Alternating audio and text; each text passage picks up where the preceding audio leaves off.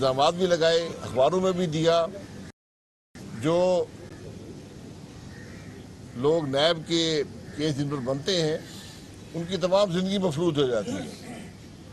3 سال سے جو بھی اس کیس میں ہے اور دیگر نیب کے کیسوں میں تمام کی زندگی مفلوج ہے. اس کا جواب نیب کے پاس ہے. کیا نیب یہ لوگوں کو یہ ان کے زندگی کے سال واپس دے سکتا ہے؟ جو لوگ جیلوں میں گئے، جو کاروبار نہ کر سکے، نوکری نہ کر سکے.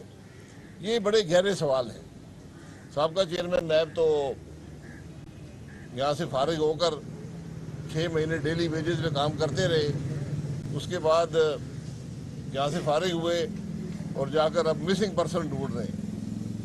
تو جو انہوں نے حال نیب کا کیا ہے یہی مسنگ پرسن کا بھی کریں گے. اور آج تک پاکستان کے عوام کو جاوید اقبال صاحب یہ بتانے سے قاصر ہیں، جو خود لوگوں کا احتساب کرتے رہے کہ ان کے اپنے اثاثے کیا ہیں. یہ وہ سوالات ہیں جو اس ملک کے لیے ضروری ہیں کہ وہ لوگ جو دوسروں کو جیلوں میں ڈالتے رہے بغیر الزامات کے، آج وہ یہ بتائیں کہ ان کے اپنے اثاثے کیا ہیں، ان کی جو ذریعہ آمدن ہے وہ کیا ہے. آج ملک کا بدترین ادارہ، سب سے کرپٹ ادارہ نیب ہے. سپریم کورٹ آرڈر پاس کر چکا ہے کہ یہ پولیٹیکل انجینئرنگ کرتا ہے. اور یہ واضح حقیقت ہے کہ جب تک یہ ادارہ رہے گا ملک نہیں چلے گا. میں تو پہلے دن سے کہہ رہا ہوں کہ اس ادارے کو ریپیل کیا جائے، ختم کیا جائے، کیونکہ اگر یہ ادارہ رہے گا تو پاکستان کا نظام نہیں چلے گا. سپریم کورٹ بھی کئی ہفتے سے اس معاملے کو دیکھ رہا ہے کہ جو امینڈمنٹس ہوئی ہیں کیا ان کی وجوہات کیا ہیں، وہ گہری تفصیل میں جا رہے ہیں. لیکن میرا خیال ہے کہ سپریم کورٹ کو چاہیے کہ نیب نے 23 سال میں کیا ہے.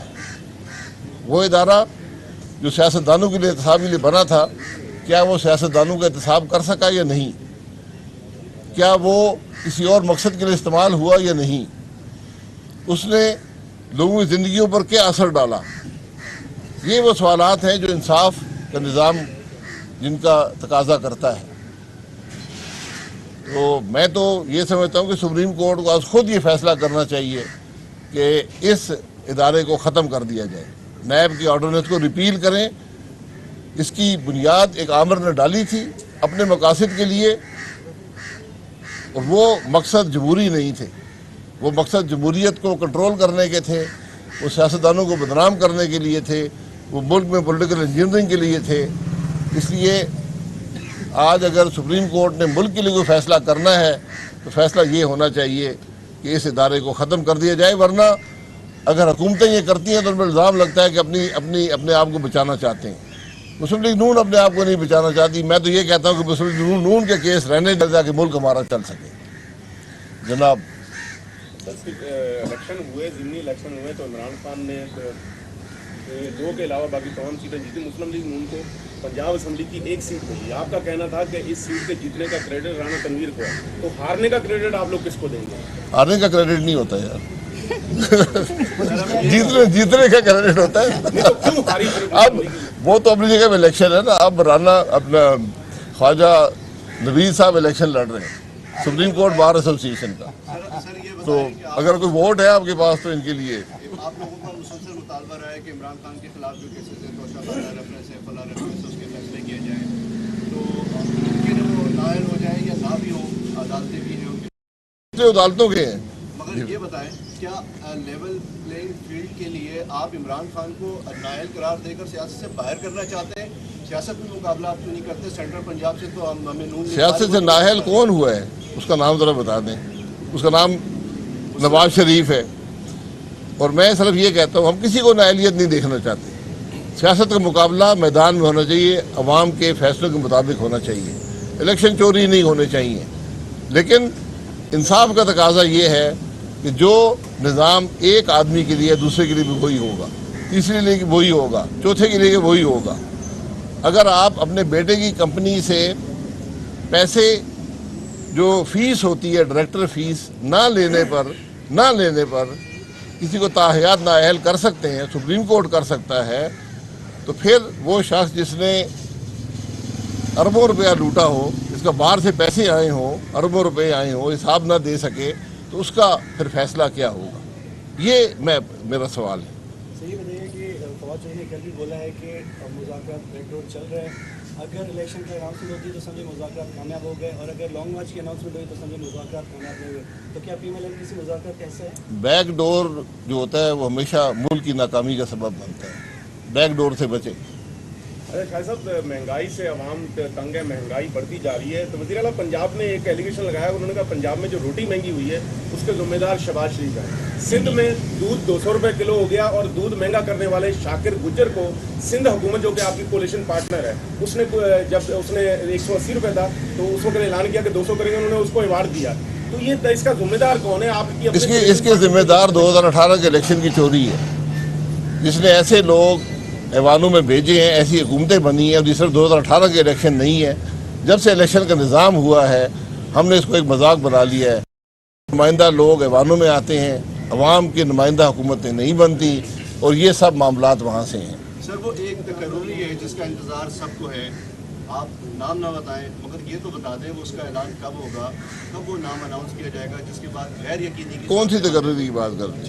नए आर्मी चीफ की तकर्री, सर सीधी सी बात है, वो बता दें। नहीं, नए आर्मी चीफ की तकर्री जो है, जो मौजूदा चीफ है उन्होंने खुद कह दिया है कि मैं किसी एक्सटेंशन का मुतलाशी नहीं हूँ, और मैं 29 को मई नवंबर को रिटायर हो जाऊँगा।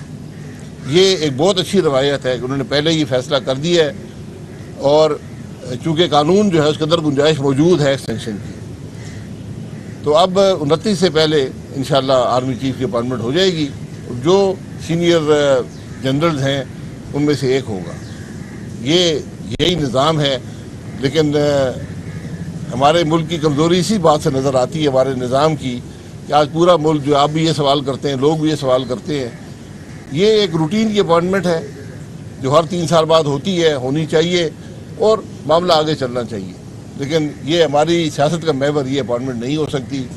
यही खराबी की अक्कासी करता है कि हमारे मुल्क के निज़ाम में खराबी क्या है।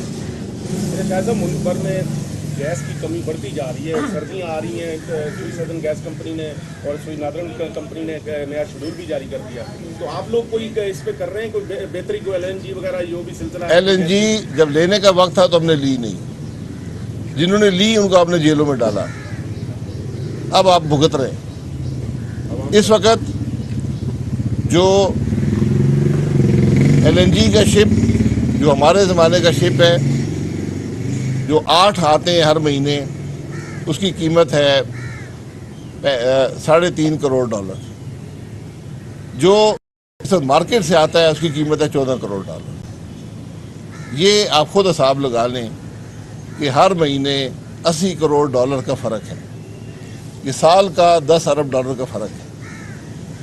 तो मैं नायब से पूछूंगा कि आप जवाब दें, जो हमसे ये पूछते थे कि आपने महंगी LNG खरीद ली है।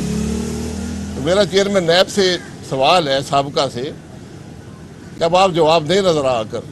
मैं तो जवाब 4 साल से दे रहा हूँ।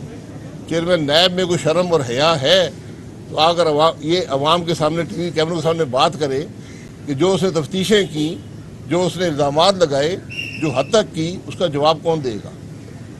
ये इंसाफ के तकाजे होते हैं। जो आदमी सुप्रीम कोर्ट का जज रहा हो, उसको कानून और इंसाफ का ना पता हो, उससे फिर तारीख भी सवाल करेगी और लोग भी सवाल करेंगे। ये बता दें कि जो असेंबली है मौजूदा, इसकी एक्सटेंशन में कोई गुंजाइश कानून या आइन में मौजूद है? आइन में कोई गुंजाइश नहीं है। मुकर्रर वक्त पर इलेक्शन होंगे, मुकर्रर वक्त ये अपना टर्म पूरी करेगी, उसके 60 दिन के अंदर इलेक्शन होंगे।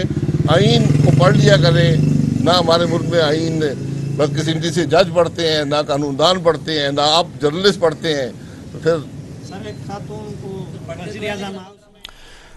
YouTube पर गूगली न्यूज देखने के लिए youtube.com की सर्च बार में गूगली न्यूज TV टाइप करें। गूगली न्यूज के पेज पर सुर्ख रंग के सब्सक्रिप्शन वाले बटन पर क्लिक करना ना भूलिए। YouTube पेज पर अपलोड होने वाली वीडियो से बाखबर रहने के लिए बेल आइकन पर क्लिक कीजिए। आपको हर नई वीडियो के बारे में नोटिफिकेशन मौसूल हो जाएगा।